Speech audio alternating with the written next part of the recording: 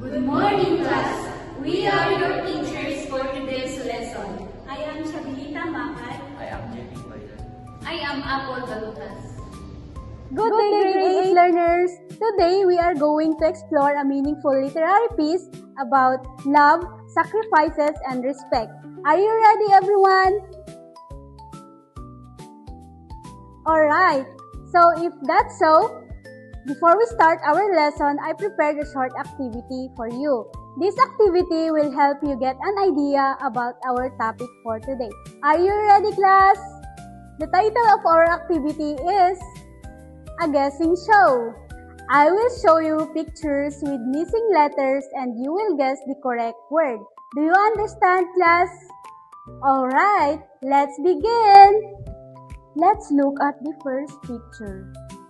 A, M, blank, T, blank, E, blank is a female parent.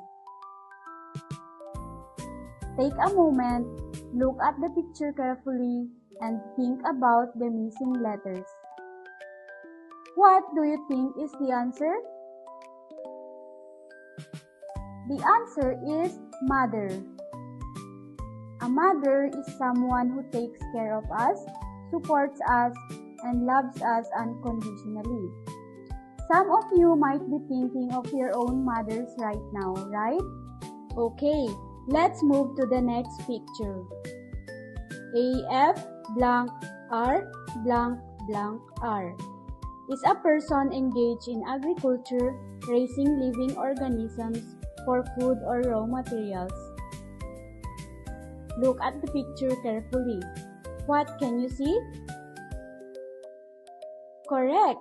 The answer is farmer. A farmer is a very hard-working person. They wake up early, take care of crops and animals, and make sure we have food on our table. So we should also appreciate their work. Now, let's look at the last picture.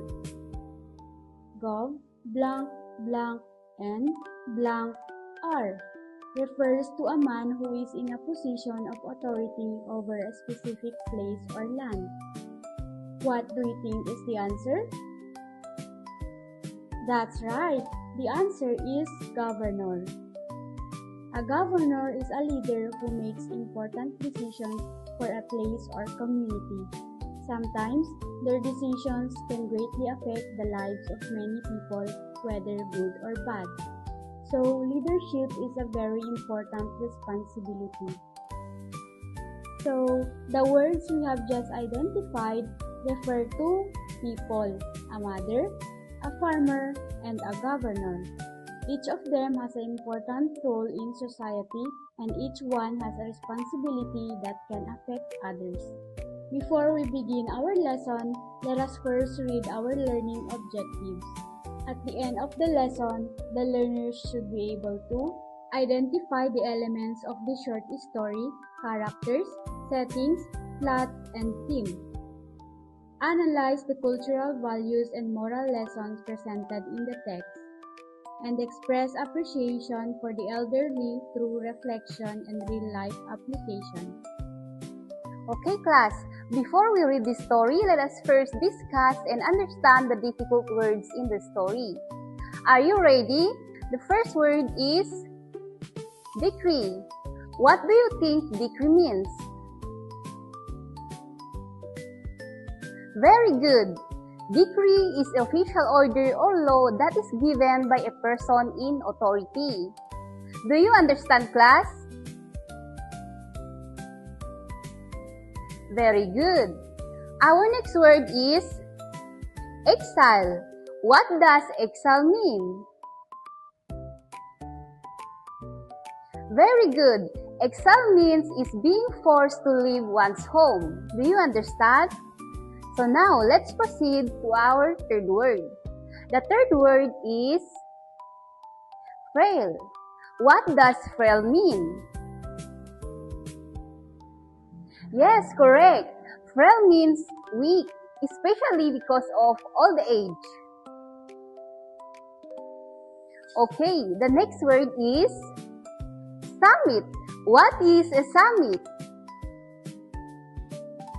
Very good. A summit is the top of the mountain. And for our last word is wisdom. What is a wisdom? Very good. Wisdom is knowledge gained from experience. So now, let us move into our guide question. Number 1 question. Who are the main characters in the story? Number 2 question. Where is the setting in the story? Number 3 questions. What is the main problem in the story? Number 4 question. What did the son do in the story? Number 5 question. How did the mother help in the story? Number 6 question. What is the message of the story? Now, let us begin our story for today. As you listen carefully, I want you to observe the characters, the problem in the story, and the important lesson that we can learn from the story. The Aged Mother by Matsuo Basho. Long, long ago, there lived at the foot of the mountain a poor farmer and his aged widowed mother. They owned a bit of land which supplied them with food, and they were humble, peaceful, and happy.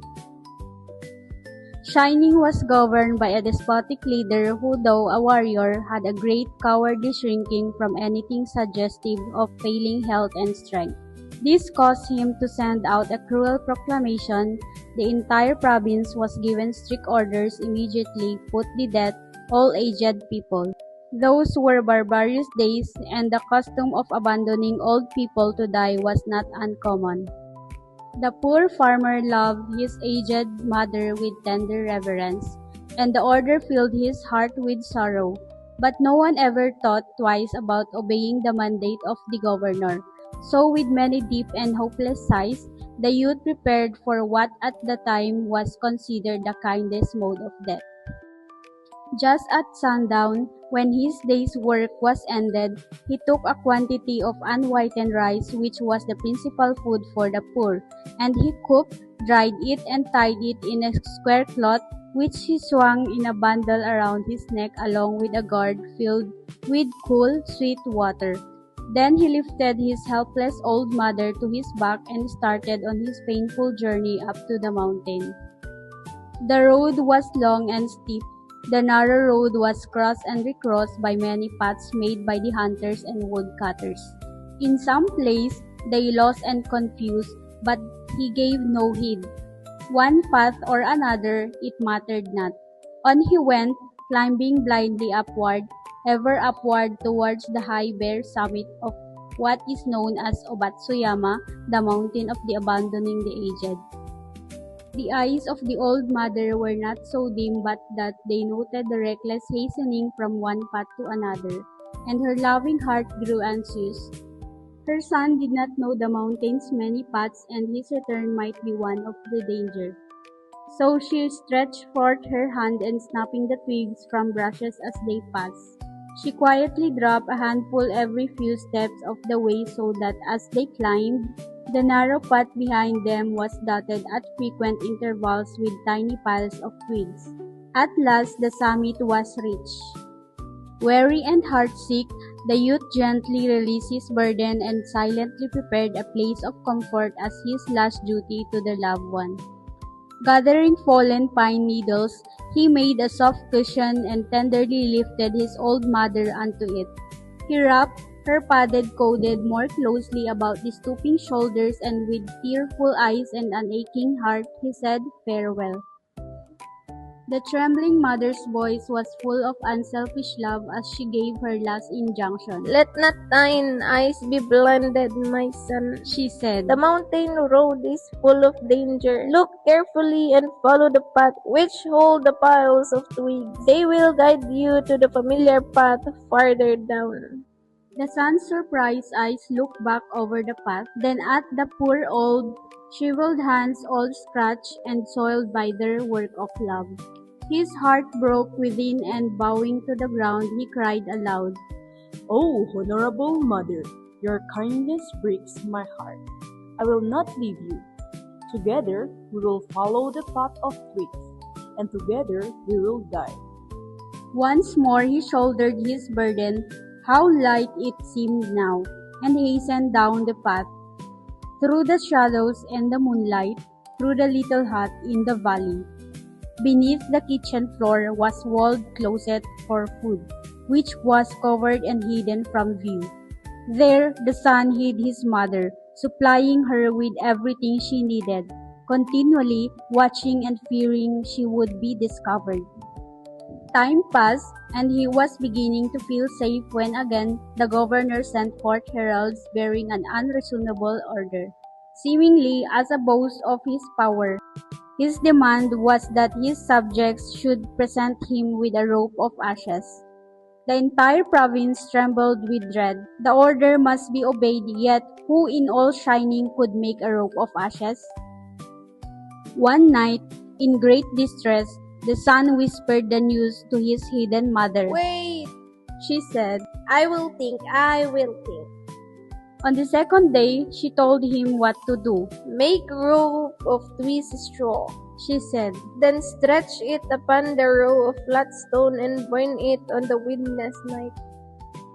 He called the people together and did as she said, and when the blaze died down, there upon the stones, with every twist and fibre showing perfectly, lay a rope of ashes. The governor was pleased at the wit of the youth and praised greatly, but he demanded to know where he had obtained his wisdom. Alas, alas, Cried the farmer, the truth must be told. and with deep bows he related his story. The governor listened and then meditated in silence. Finally, he lifted his head. Shining needs more than strength of youth.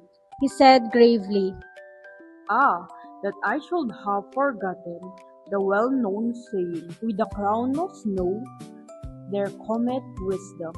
That very hour the cruel law was abolished, and custom drifted into as far a past that only legends remain. The Aged Mother by Matsuo Basho. So now that we are done reading the story, let us proceed now to answer the following question that we read a while ago. Number 1 question. Who are the main characters in the story? Yes, very good. The characters in the story is the aged mother, his son, and the governor. So how will you describe them? Very good. The mother is loving, the son is brave, and the governor is strict. So who impressed you the most? Very good. The son is most admirable because he protected his mother. So, the next question is, what is the setting of the story? Yes, very good. The story happened in ancient Japan, in a village, and in the mountain. So, why is the mountain so very important? Exactly. The mountain is very important because it is far and it is difficult to climb. Number 3 question. What is the main problem in the story? Correct. The main problem of the story is the governor order that all old people should be abandoned. So do you think the rule is fair? Very good. It is not fair because it is cruel and disrespectful. Number 4 question. What did the son do in the story? Yes, correct. The son hid his mother instead of abandoning her. So do you think it is easy for him? No, it was not easy for him because he might be punished. Number 5 question. How did the mother help her son? Yes, very good. She used her wisdom and dropped twigs to guide him. And the last question is, what is the message of the story? Yes, very good. The message of the story is to respect elders and value their wisdom. Class, we already understood our story, and let us go deeper and just share your honest thoughts. What did you feel while listening this story? Yes, that is a valid feeling. The story shows how painful it is to leave someone you love, especially to your family. Do you agree with the governor's decision to abandon the elderly? Why or why not? That's correct. In real life, we should always show respect and kindness, especially to the elders. If you were the son, would you follow the law or just follow your heart? Very good. That shows love and strong family values. Do you have an elderly person who influenced you? That is very beautiful. We learn many values from our elders.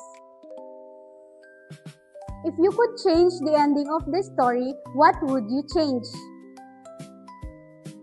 Excellent idea. That shows compassion and justice. What promise can you make today about how you treat elderly people? Very good. That is the most important lesson we learned today. Okay, class, it seems that you truly understand our lesson today. Please get a 1/2 sheet of paper and you will answer this question. How can you show your appreciation to the elderly in your daily life?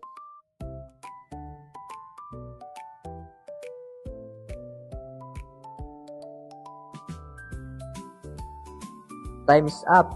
Very good, class. I can see that you are able to reflect on how to appreciate and value our elderly. Now, before we end our lesson, let us have your assignment. This is the direction. Make a story web about the aged mother on a short bond paper, showing the characters, setting, conflict, events, solution, and moral. Write short answers and decorate your work creatively. Keep it neat and easy to understand.